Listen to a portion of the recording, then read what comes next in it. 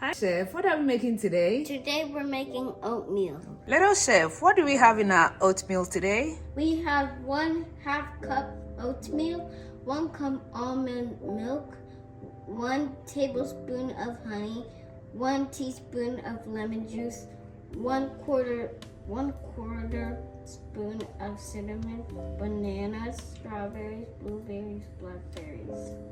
In our bowl, we are going to start by adding our water. Add your cinnamon, oatmeal, almond milk.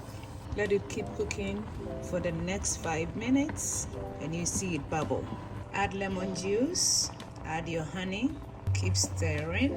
After 5 minutes, this is what you get. It's all cooked. We are going to turn the heat off and we are going to put it in a bowl. You're going to add your fruits, strawberries, bananas, blueberries, and blackberries. And it's time to enjoy your breakfast. Thank you so much for watching. We'll see you in another video. Bye-bye.